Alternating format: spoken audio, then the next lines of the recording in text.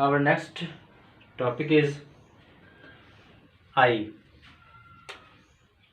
in particular human eye. Human have two eyes which are placed in special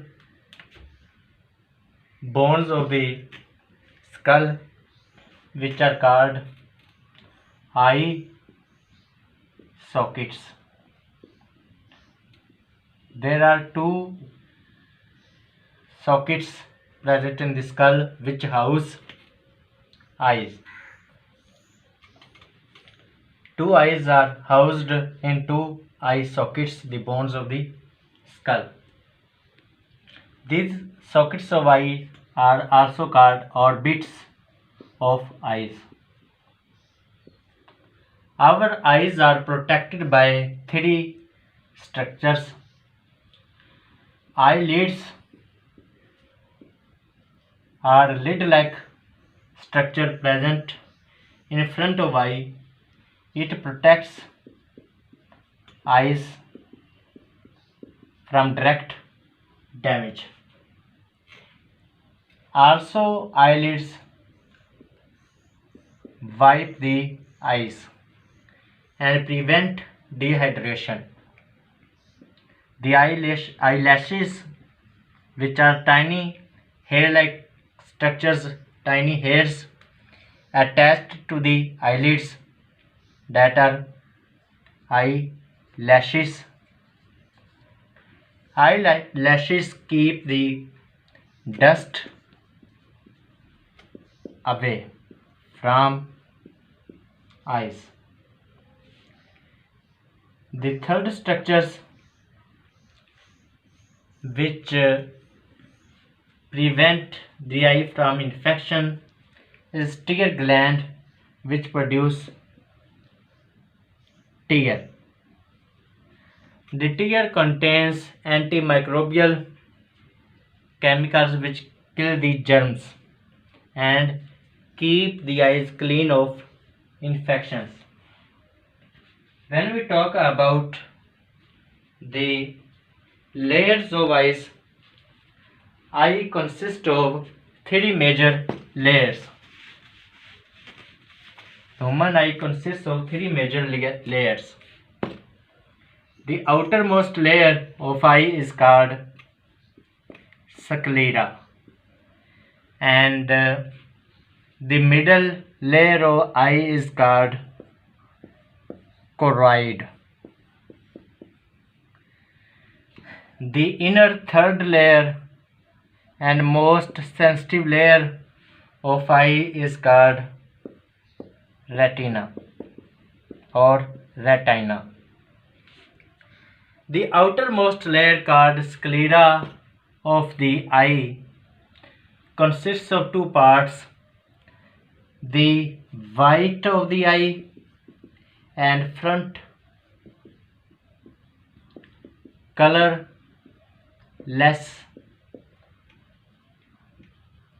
cornea. The first layer of the eye, which is called sclera, consists of white color, which is sclera itself, and the front colorless structure called cornea. Cornea is actually the front part of the sclera, which is transparent and colorless. The function of cornea is to direct the light to the inside of the eye. Cornea lets the light to pass through the eye, and sclera gives the eye most of its white color. The middle layer of the eye, called choroid, is dark colored. It is dark in color and it contains enormous supply of blood. Choroid provides the sclera with blood and retina with blood because it contains blood supply. The other structures which are attached or related to the choroid are iris, pupil, lens, suspensory, ligament, and ciliary muscles. The iris is a muscular structure, and pupil is a small round hole present in the center just in back of cornea. The size of pupil is controlled by the muscles of iris. In the iris there are two types of the muscles which regulate the size of pupil. For detail, we refer to the structure of eye. This is the structure of an eye. This front part of the eye is called cornea, and in the back of the cornea, this region, this hole starting from here to there is called pupil. These hanging structures, this and this, is muscle of iris. It is iris, and just in back of pupil, this convex structure is the lens present in eye. These fiber-like structures which are attached to the lens are called suspensory ligament, and the suspensory ligaments like this and this are attached to a muscular structure, a particular type of muscle, this muscle which is called ciliary muscle. Now this outermost back layer, cornea, in the back of the cornea, this layer is sclera, white in color. Inner to sclera, this second layer is choroid, which bends in front of eye and makes iris like this. And the innermost, this very small strip of tissue is retina. It is third layer. Now about this area of the eye is called fovea centralis,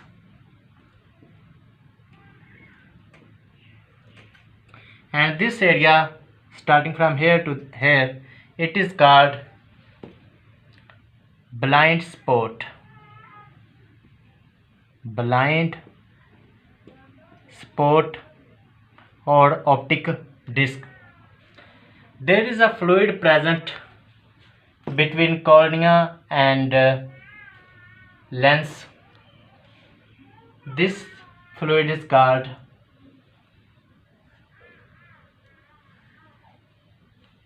aqueous humor, and there is also a fluid present between lens and retina. This fluid is called vitreous humor. Now we come back to the middle layer, pupil and iris. Pupil is this portion of the eye. The hole present just in back of cornea is called pupil. The size of the pupil and the length of the pupil is controlled by the muscles of iris which are present around the pupil. There are two types of the muscles present around the iris: the circular muscles and radial muscles. When there is too much light, when there is excess of light, the radial muscles of the iris relax. Imagine this is pupil and this is layer of circular muscles around pupil. Now around these circular muscles there is a layer of radial muscles,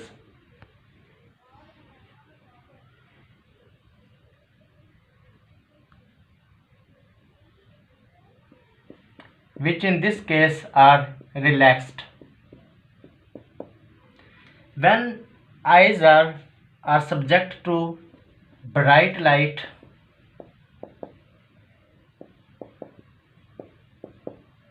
as in this case, when eyes are subject to bright light, when bright light falls on the eyes, these muscles, which are radial muscles,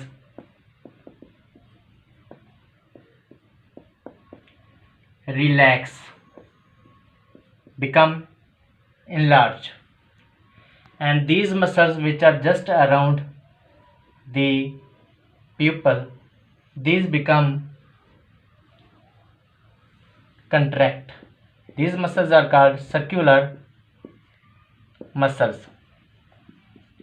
And when as an opposite eyes are subject to dim light, less light, then opposite is done.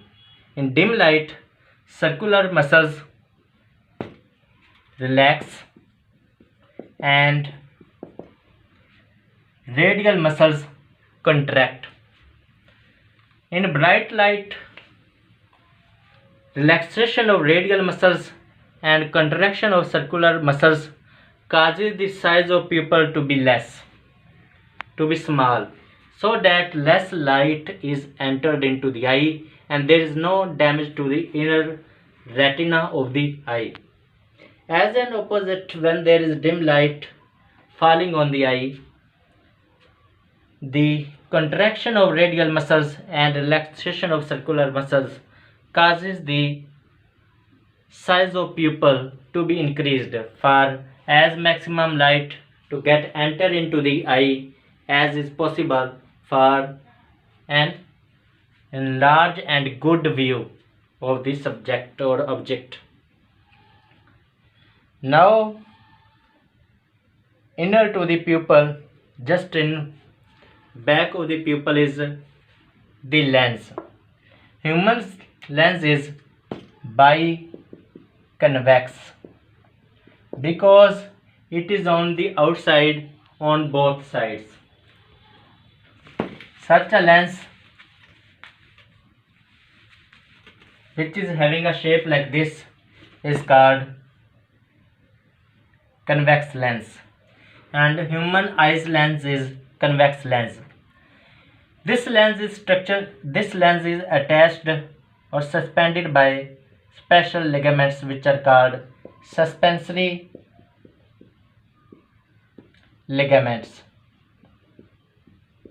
on both sides, upper and lower side. These suspensory ligaments are attached to a muscular structure which is ciliated. This muscular structure is called ciliary muscles. As in that diagram I have also made this.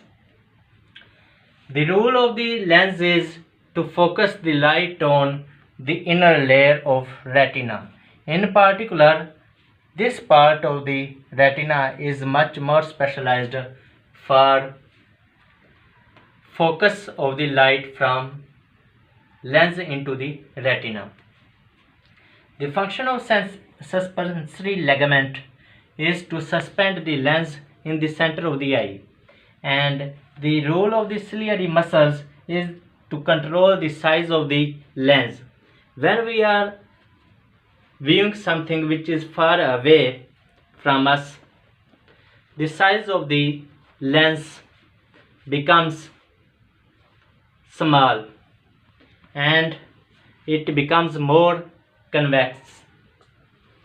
more concave, and when we are viewing things from near us, then the size of the lens becomes more round and small in size.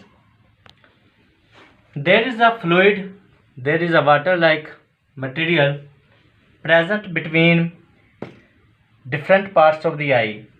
The parts of the eye are differentiated into two parts. This area of the eye present between cornea and lens is called anterior chamber of eye. Anterior chamber of eye starts from cornea and it ends at lens. And the other important part of the eye is the posterior chamber, which starts from the lens and ends at retina. The area of the eye from lens to retina is called posterior chamber, and area from cornea to the lens, between the cornea and lens, is called anterior chamber. In the anterior chamber there is a fluid present which is called aqueous humor. In this area there is a clear water-like fluid which is called aqueous humor. And in the area which is called posterior chamber, starting from the lens to the retina, there is a jelly-like material, there is a jelly-like fluid which is called vitreous humor. The function of the aqueous humor and vitreous humor is to give the eye its shape. The inner layer of the eye, which is called retina, is the most sensitive part of the eye.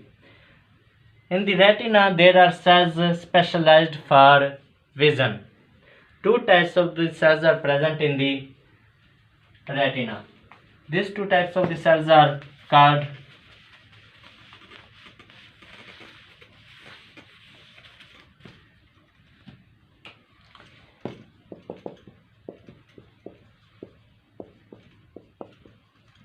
rods and cones. We may also call them rod cells and cone cells. Rod cells are specialized for dim light vision, and cone cells are specialized for color vision. We differentiate between different colors because of the cones present in the retina, and we differentiate between the light and dark only and only because of the rod cells present in the retina. Rod cells are made up of special protein which is called rhodopsin.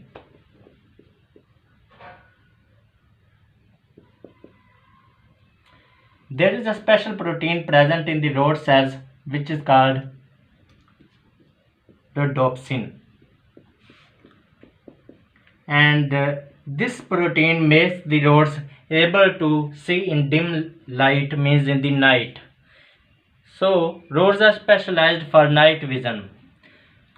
Vitamin A is a vitamin which is required for formation of rhodopsin in the rods, and if there is a deficiency of vitamin A, there will be the deficiency of rhodopsin, and if there will be the deficiency of the rhodopsin, there will be lack of vision in the night. This problem is called night blindness. Then you cannot see in the night because of the lack of the rhodopsin, which in turn is because of the deficiency of the vitamin A. Then it is called night blindness. And cone cells, which help in color vision, are also made up of a special type of the protein which is called iodopsin. Usually there are three types of the iodopsin present in cone cells, depending upon which there are three types of the cone cells. These three types of the iodopsin or three types of the cone cells are specialized for three primary colors, which are blue, green and red. All the other colors formed from these three primary colors, and our eye can differentiate between about 10 million colors by the combination of these three primary colors, which in turn are sensitized by three types of the iodopsins or three types of the cone cells. So if there is any deficiency of iodopsin, there will be not working of the cone cells. This will result in the color vision lost, and it is known as color blindness.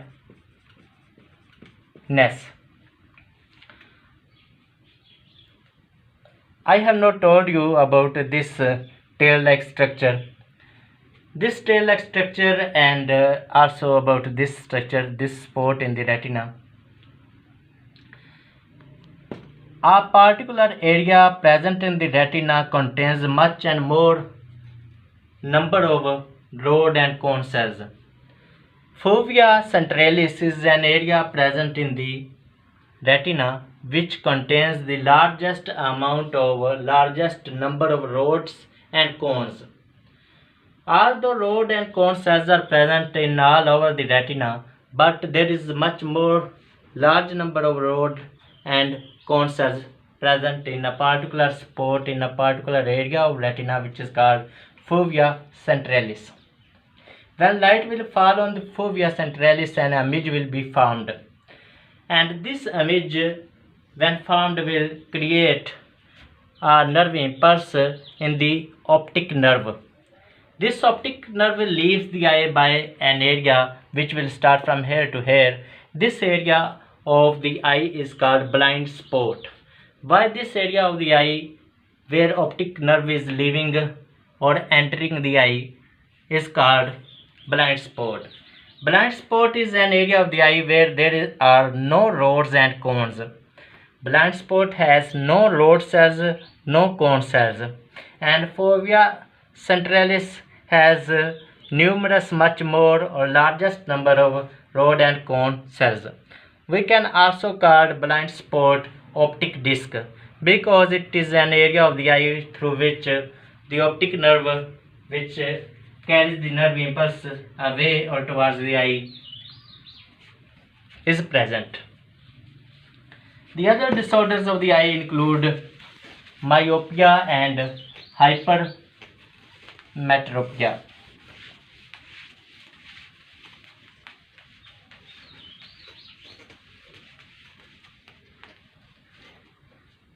Two common disorders of eye include myopia and hypermetropia.